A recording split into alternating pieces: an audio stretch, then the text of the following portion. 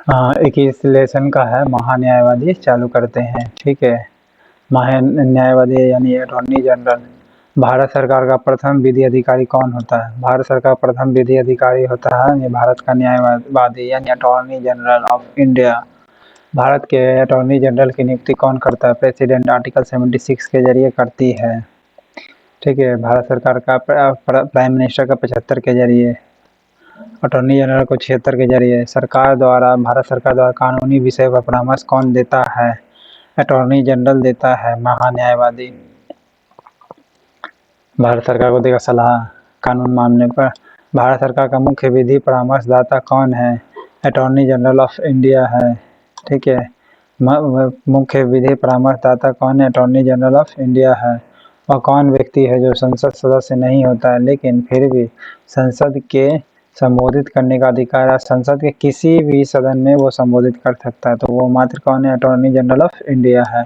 सदस्य नहीं होता है फिर भी वह किसी भी सदन में, चाहे लोकसभा हो या राज्यसभा, दोनों में यह संबोधन दे सकता है। हाँ, वोट नहीं दे सकता है, संबोधित कर सकता है। संसद के प्रत्येक सदन की कार्यवाही में संसद का सदस्य न होते हुए भी कौन भाग ले सकता है? महान्यायवादी अटॉर्नी जनरल ऑफ इंडिया। कौन अटॉर्नी लोकसभा की कार्यवाही में भाग तो ले सकता है लेकिन मतदान नहीं कर सकता है? अटॉर्नी जनरल बताए दिए। किसे संसद के दोनों सदनों में बोलने या अन्य कार्यवाही में सम्मिलित होने का अधिकार तो है, संसदीय कमेटी के सदस्य होने का भी अधिकार तो है, परंतु उसे कमेटी का सदस्य भी बन सकता है लेकिन वोट देने का अधिकार नहीं है। संसदीय कमेटी जो बन सकता है उसके भी कमेटी के सदस्य हो सकता है लेकिन ये वोट नहीं दे सकता है। वो है कौन? Attorney general. क्या भारत का महान्यायवादी संसद के किसी भी सदन या उनकी समिति की बैठकों में अपना वक्तव्य रख सकता है? जी हाँ, किसी भी सदन में, किसी भी समिति में अपना वक्तव्य रख सकता है, बात रख सकता है। किसको हटाने का अधिकार संसद को नहीं है? महान्यायवादी को हटाने का नहीं है लेकिन प्रेसिडेंट चाहे जब चाहे हटा सकता है, रख सकता है।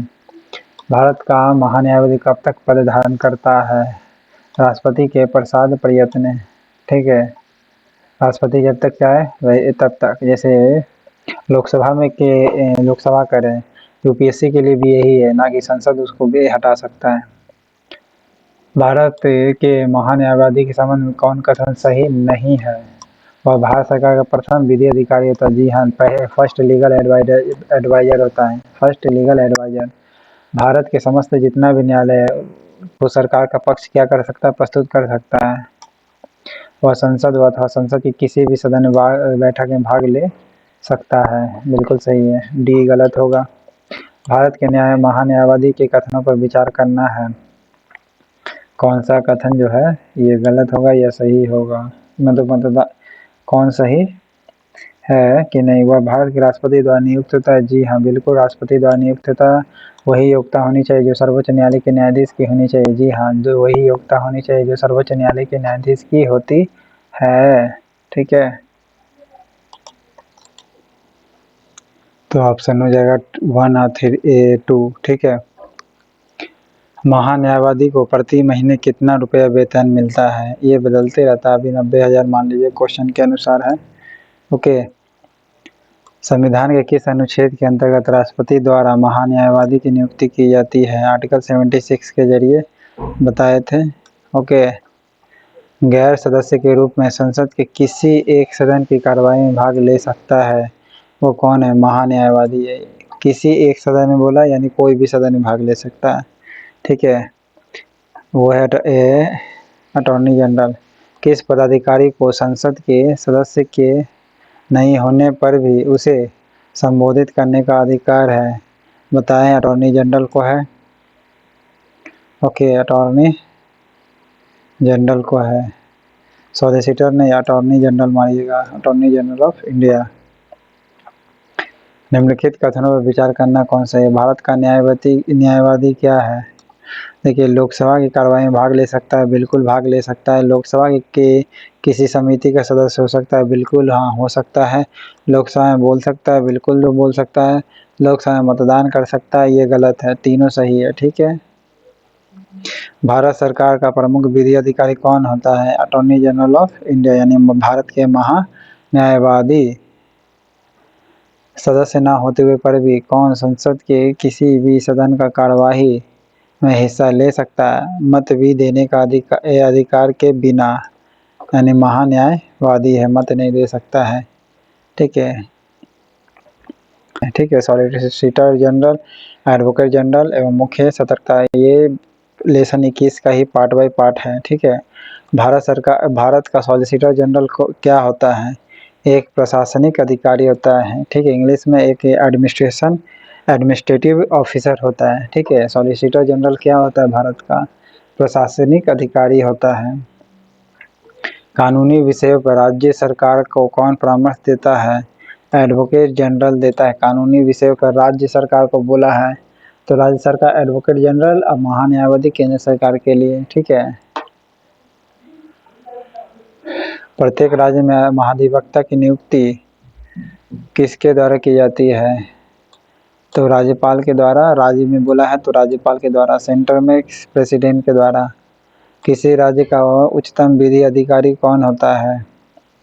राज्य के लिए एडवोकेट जनरल होता है। ओके, और निम्नलिखित में से किसे राज्य विधानमंडल के सदनों की कार्यवाही में भाग लेने, बोलने का अधिकार है किंतु मतदान का अधिकार नहीं है? तो महाधिवक्ता को है। मुख्य सतर्कता आयुक्त की नियुक्ति कौन करता है? राष्ट्रपति करता है। मुख्य सतर्कता आयुक्त की नियुक्ति कौन करता है? राष्ट्रपति करता है। इनमें से कौन सा कथन है जो विचार करना है? विचार करिएगा।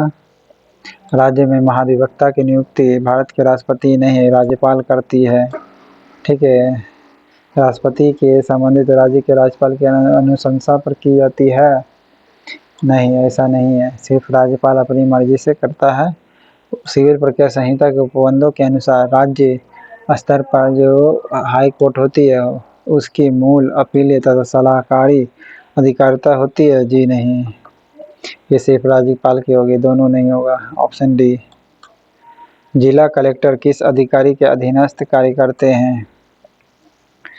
तो संभागायुक्त। जिला अधिकारी जो होते हैं किस अधिकारी के अधीनस्थ कार्य करते हैं? तो संभागायुक्त के अधीन काम करते हैं। भारत सरकार के सर्वोच्च शासकीय अधिकारी कौन से हैं? भारत के मंत्रिमंडलीय सचिव है। भारत सरकार के सर्वोच्च शासकीय अधिकारी कौन है? तो मंत्रिमंडलीय सचिव होती है। ओके, भारत के सर्वोच्च शासकीय अधिकारी कौन? तो मंत्रिमंडल का जो सचिव होता है वो। जिला कलेक्टर किस अधिकारी के अधीनस्थ कार्य करते हैं? संभागायुक्त के।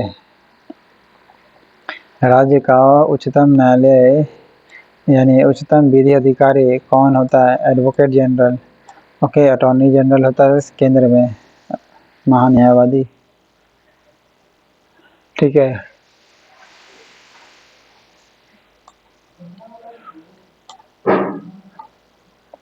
नियंत्रक एवं महालेखा परीक्षक चालू करते हैं, CAG वाला। ठीक है, तो भारत के सन परीक्षा एवं लेखा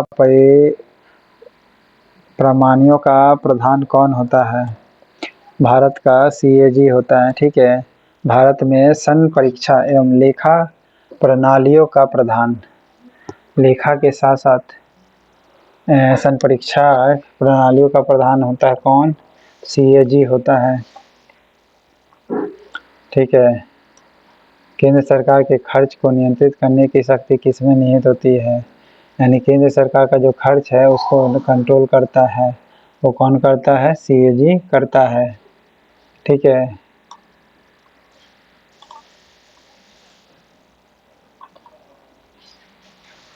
निम्नलिखित में से कौन जो है अधिकारी भारत सरकार के वित्तीय लेन देनों के लेखाकरण के लिए जिम्मेदार होता है? तो CAG होता है। ठीक है, क्या होगा? CAG जो होगा यही क्या करता है? भारत सरकार के वित्तीय लेन देन यानी फाइनेंस जो चीज़ होता है उसका लेन देन कितना हुआ उसका लिखित कौन रखेगा? तो CAG रखता है। ठीक है, कौन रखेगा? CAG रखता है। भारत का CAG किसके लिए मुख्य है? लेखाकार एवं लेखा परीक्षक के रूप में काम करता है। तो काम करेगा किसके में? तो संघ एवं राज्य के लिए, दोनों के लिए सीएजी काम करता है। ठीक है, सीएजी किसके किसके लिए काम करता है? तो राज्य के साथ साथ केंद्र के लिए भी करता है, ऑप्शन सी। लेखा परीक्षण का मुख्य उद्देश्य किसके खर्च पर नियंत्रण करना होता है? तो लेखा कार्यपालिका के या फिर व्यवस्थापिका का? जी नहीं, कार्यपालिका का। ठीक है, इसका मुख्य उद्देश्य होता है, लेखा परीक्षक का मुख्य उद्देश्य क्या होता है? खर्च पर नियंत्रण करना है। तो किसके लिए? कार्यपालिका के लेखा परीक्षक का मुख्य उद्देश्य होता है, तो कार्यपालिका को कंट्रोल करना होता है। भारत के केंद्रीय स्तर पर लेखांकन तथा लेखा परीक्षक किसके अधिकार क्षेत्र में आता है? किसके अधिकार क्षेत्र में आता है?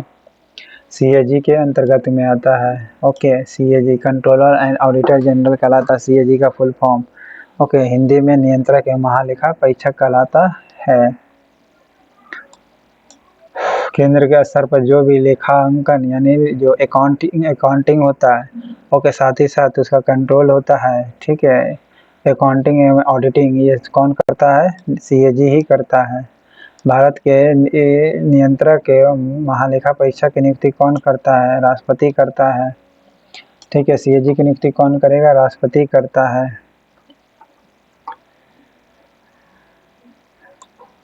अगर भारत का फाइनेंस स्थिति गड़बड़ाया तो ये बहुत बड़ा योगदान आप इसको मानिएगा, सीएजी को। ठीक है, क्योंकि सीएजी को ही काम दिया गया कंट्रोल करने का और ऑडिटिंग करने का। किसके द्वारा भारत के सीएजी महालेखा परीक्षक के पद पर सृजन किया गया था?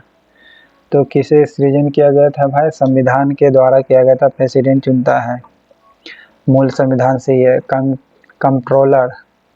कंट्रोलर एंड ऑडिटर जनरल की सेवानिवृत्ति क्या है? 6 वर्ष या 65 वर्ष की आयु पूर्ण होने पर है। ओके, 6 वर्ष या 65 वर्ष की आयु पूर्ण होने पर। भारत के सीएजी परीक्षा की नियुक्ति संविधान के किस अनुच्छेद की तहत की गई है?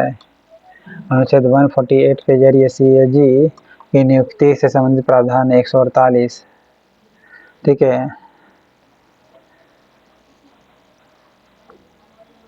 सीएजी है 148 के आर्टिकल्स में, नियुक्ति से संबंधित 148। और ये 76 जो है किसके लिए है भाई? अटॉर्नी जनरल ऑफ इंडिया के लिए है। ठीक है, फाइनेंशियल बिल 280, नियुक्ति संबंधी है सीएजी का 148।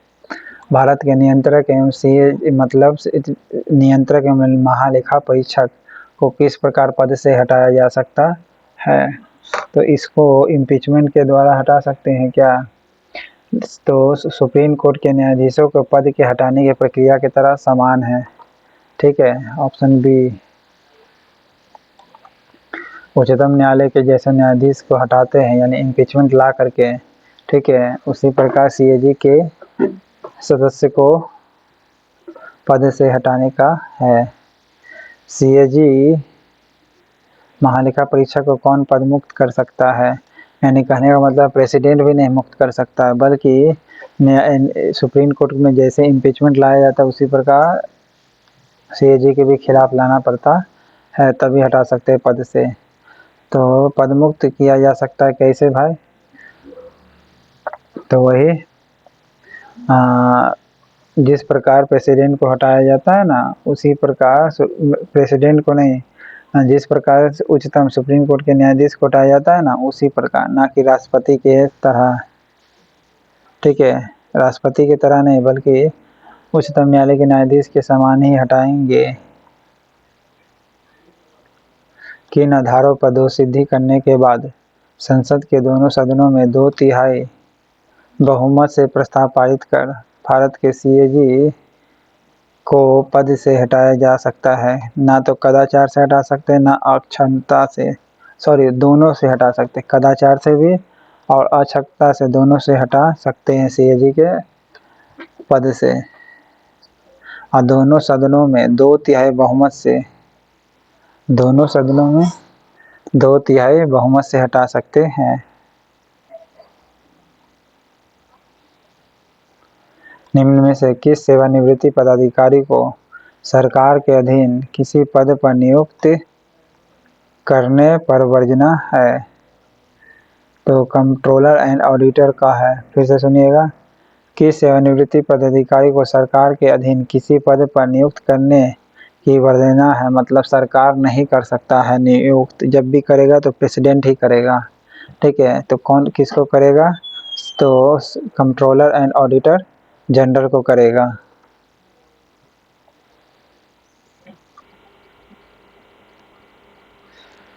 किस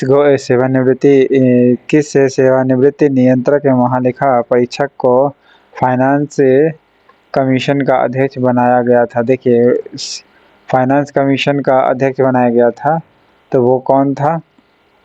तो सबसे पहले तो ध्यान रखिए कि सरकारी अधिकारी नहीं बनाया गया था। ठीक है, तो AK चंदा जो था CAG का क्या था? एक अभिलेखक था। ठीक है, तो लेकिन फाइनेंस कमीशन क्या है? एक सरकारी संस्था नहीं है। सबसे पहले तो ये जान लीजिए। उसके अध्यक्ष जो होते हैं प्राइम मिनिस्टर होते हैं। किसके? इसके क्या नाम है? योजना आयोग के। हाँ, इसमें फाइनेंस वित्त आयोग के बारे में बोला गया। तो CAG का कोई रिटायर्ड अधिकारी था और वो किसका अध्यक्ष बना दिया गया? फाइनेंस कमीशन का। ठीक है, वित्त आयोग का अध्यक्ष बना दिया गया था। कौन था वो? तो AK चंदा को बना दिया था। AK चंदा को, जबकि रोक है। ठीक है, फाइनेंस कमीशन का हेड बना दिया गया था किसको? AK चंदा को। जबकि क्या रोक है कि सरकारी पद पर नहीं जा सकता अगर CAG का कोई भी रिटायर्ड अधिकारी है तो। भारत का नियंत्रक CAG अपना प्रतिवेदन किसको सौंपेगा? अगर प्रतिवेदन सौंपना है तो वो डायरेक्ट प्रेसिडेंट के प्रतिवेदन सौंपेगा, क्योंकि प्रेसिडेंट ही उसे क्या करती है? नियुक्त करती है। ठीक है, नियुक्त करती है, तो इसीलिए अपना प्रतिवेदन किसको देगा? वो प्रेसिडेंट को ही देगा। और चाहे रिपोर्ट हो, चाहे अपना रिटायरमेंट का कुछ बात हो, तो वो किसको देता है लिख करके? तो प्रेसिडेंट को लिख के देगा। ठीक है, भारत के CAG परीक्षक द्वारा प्रस्तुत प्रतिवेदन के आधार पर कौन समिति कार्य करती है? तो CAG के रिपोर्ट के आधार पर, जो रिपोर्ट प्रस्तुत किया है CAG ने, उसके आधार पर कौन सा के समिति कार्य करती है? तो लोक लेखा समिति कार्य करती है। ओके, लोक लेखा जो समिति होती है ये क्या करेगी? इसके द्वारा जो प्रतिवेदन होती है उसके आधार पर काम करेगी। तो कौन सा पेश करेगा प्रतिवेदन? तो CAG प्रस्तुत करेगा और उसी के आधार पर कार्य करता है कौन? लोक लेखा समिति। अगर CAG कोई रिपोर्ट दे रहा है तो उसी के आधार पर कौन कार्य करेगा? उसके रिपोर्ट को देख करके लोक लेखा समिति कार्य करती है। ओके, भारत का नियंत्रक एवं महालेखा परीक्षक किस समिति के मित्र भी कहलाते हैं, दार्शनिक भी कहलाते हैं और निर्देशक यानी गाइड भी कहलाते हैं? तो वो कौन होता है? तो लोक लेखा समिति के होता है। ठीक है, मित्र भी होता है, दार्शनिक भी होता है और गाइड भी करता है। कौन? CAG किसको? लोक लेखा समिति को। इसलिए मित्र भी कहा गया, दार्शनिक भी और निर्देशक भी कहा गया, गाइड भी कहा गया है। भारत के CAG परीक्षक के बारे में सही कथन क्या है? CAG के बारे में सही कथन है कि इसकी नियुक्ति राष्ट्रपति द्वारा होती है और रिपोर्ट भी किसको देगा ये? तो राष्ट्रपति को ही देगा। ठीक है, नियुक्ति भी राष्ट्रपति ही करती है 148 के अंतर्गत में।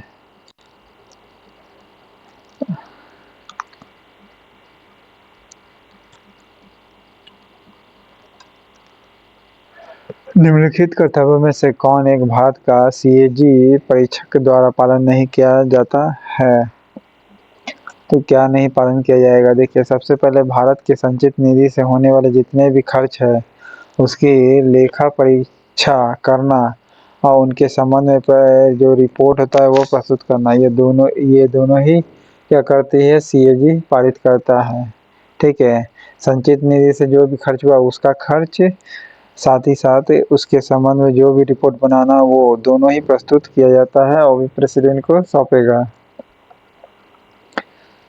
दूसरा, इमरजेंसी निधि यानी इमरजेंसी जो फंड होता है और लोक लेखाओं से होने वाले सभी खर्च जो है उसकी लेखा परीक्षा करना, लिखना भी और ऑडिटिंग करना भी, उनके संबंध में प्रतिवेदन प्रस्तुत करना होता है। जी हाँ, बिल्कुल, उनके संबंध में रिपोर्ट भी प्रस्तुत करना होता है, कितना खर्च हुआ, कितना लिया गया, कितना खर्च हुआ है और उसकी रिपोर्ट बना करके प्रस्तुत करना होता है। बिल्कुल सही है। और क्या नहीं ये बताना, सभी व्यापार, निर्माण, लाभ, हानि लेखाओं की परीक्षा करना, उनके संबंध में प्रतिवेदन प्रस्तुत करना। जी नहीं, ये नहीं होता, सभी व्यापार के बारे में नहीं होता है, तो ऑप्शन सी नहीं होगा। सार्वजनिक जो धन होती है उसकी प्राप्ति और निर्गम का नियंत्रण करना, यह सुनिश्चित करना कि सार्वजनिक राजस्व में जमा हो। ठीक है, फिर से सुनिएगा, सार्वजनिक जो भी धन प्राप्ति होगी या निर्गमन का नियंत्रण करना हो, यह सुनिश्चित करना होगा कि सार्वजनिक राजस्व राजकोष में जमा हो जाएंगे। ठीक है, किस में जमा हो जाएंगे? राजस्व राजकोष में जमा हो जाएंगे।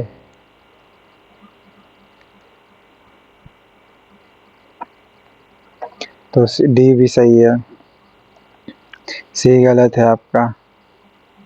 क्या भारत का नियंत्रक एवं महालेखा परीक्षक पद ग्रहण करने के पूर्व शपथ लेता है? तो पद अगर ग्रहण करता है तो शपथ लेगा, बिल्कुल लेगा। ठीक है, हटाएगा कौन? प्रेसिडेंट। रिपोर्ट किसको देगा? प्रेसिडेंट को। ठीक है, इमरजेंसी फंड का भी रिपोर्ट देगा, इमरजेंसी फंड में कितना खर्च हुआ है वो इसका मतलब रिपोर्ट। ठीक है, और ये सीएजी के हेड भी होते हैं या सदस्य जो होते हैं ना, वो भी पद ग्रहण करने से पूर्व क्या करते हैं? ये भी शपथ लेते हैं।